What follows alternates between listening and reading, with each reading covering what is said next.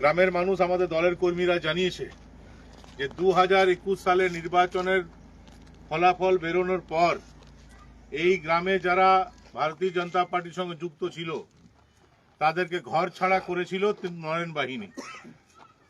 আলীনগর থেকে লোক এনে কালীনগর থেকে লোক এনে মা বোনদের উপর অত্যাচার করা হয়েছিল।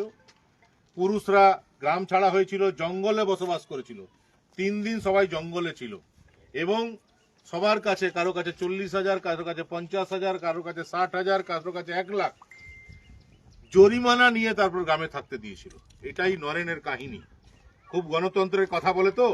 এই গোপডাঙ্গা গ্রামে অন্তত 50টা আমাদের দলের কর্মীদের কাছ থেকে জরিমানা নিয়ে তারপরে গ্রামে থাকতে দিয়েছিল। তো নরেন, তোমাকে বলে যাই যে ওটা ছিল 2021, এটা কিন্তু 2026।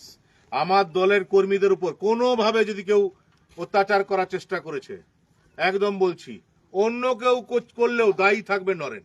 আর একদম যে ভাষায় তুমি বোঝো সে ভাষায় তোমাকে বোঝানো হবে। আমার কর্মী গ্রাম ছাড়া হলে, আমার কর্মী ঘর ছাড়া হলে নরেন তোমাকেও এক রাত শান্তিতে ঘুমাতে দেবো না। একদম মাথায় রেখো। গণতান্ত্রিক ব্যবস্থায় সমস্ত দলের লোকরা নিজের কথা বলুক। মানুষ যাকে পছন্দ করবে তাকে ভোট দেবে, যাকে পছন্দ করবে না তার বিরুদ্ধে ভোট করবে। কিন্তু বিরোধী রাজনৈতিক দলের সঙ্গে যুক্ত আছে বলে মা বোনদের উপর অত্যাচার হবে, অন্যান্য গ্রাম থেকে তুমি লোক এনে লোকের ঘরে ঢুকিয়ে দেবে, পুরুষ মানুষরা গ্রাম শূন্য হয়ে যাবে জরিমানা দিয়ে। ইংরেজদের সময় এটা হতো, জরিমানা হতো, জমিদাররা এটা করতো, জরিমানা নিত।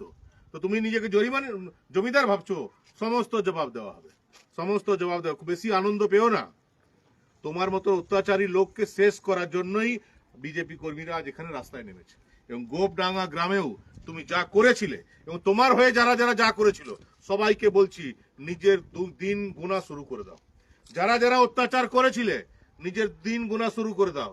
আর তা না হলে যাদের সঙ্গে অত্যাচার করেছিলে তাদের কাছে এসে ক্ষমা চেয়ে নাও, নাহলে কাউকে ছেড়ে কথা বলা হবে না। একদম ভারতীয় জনতা